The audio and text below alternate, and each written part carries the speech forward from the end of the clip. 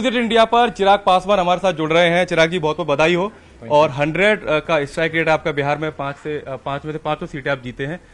जीत को सबसे पहले कैसे देखते हैं, क्योंकि बाकी बातें तो मैं आपसे उसकी बात करूंगा।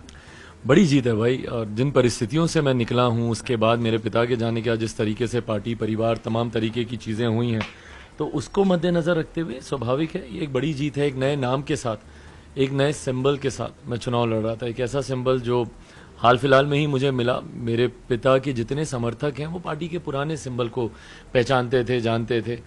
ऐसे में सिंबल को घर घर तक पहुंचाना, बट हाँ, इसका श्रेय पूरी तरीके से मेरे पार्टी के हर एक कार्यकर्ता और बिहार की जनता को जाता है कि इन विपरीत परिस्थितियों में भी उन्होंने इतना विश्वास मुझ पर रखा। जब प्रभु राम लंका जीत कर आए तो हनुमान जी को तोहफे में बहुत कुछ मिला था। आप खुद को एनडीए का हनुमान, प्रधानमंत्री मोदी जी का हनुमान बताते रहे हैं।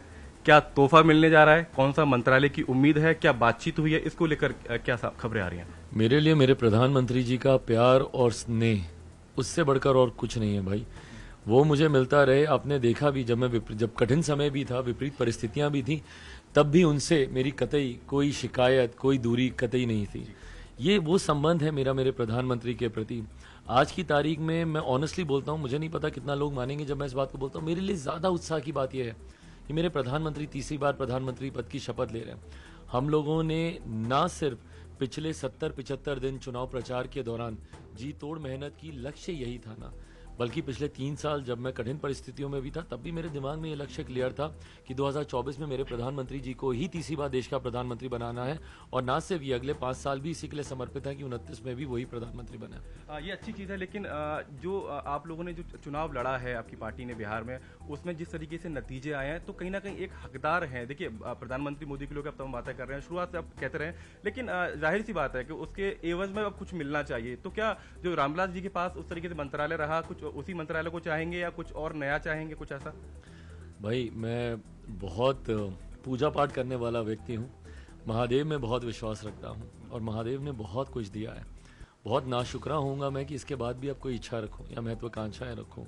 जैसा मैंने कहा, मेरे लिए बड़ी बात है कि हम लोगों ने अपने लक्ष्य को पूरा किया। प्रधानमंत्री तीसरी बार प्रधानमंत्री पद की शपथ लेंगे, बड़ी बात है। कल बैठक हुई, सभी साथी वहां पर एनडीए के थे। वहां पर क्या कुछ बातचीत हुई? किस तरीके से एक सुर में सभी लोगों ने प्रधानमंत्री मोदी को एक बार फिर से उसी रूप में चुना?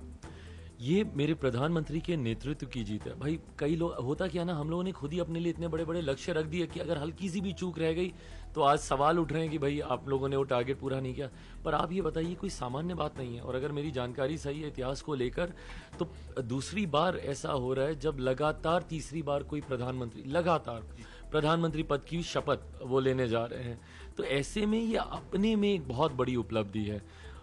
मैं मानता हूँ जिस तरीके से प्रधानमंत्री जी पर, उनके नेतृत्व पर देश की जनता ने भरोसा किया। एनडीए का हर एक घटक दल बिना किसी शर्त के मेरे प्रधानमंत्री जी पर विश्वास रखता है। कल एनडीए लीडर्स की जो बैठक थी, उसमें एक स्वर से हम लोगों ने पूरा समर्पण हमारे प्रधानमंत्री जी के प्रति रखा है। और ना सिर्फ मजबूती से हम लोग चुनाव लड़े, जीते, अब मजबूती से सरकार बनाएंगे और 5 साल तक वो सरकार चलेगी।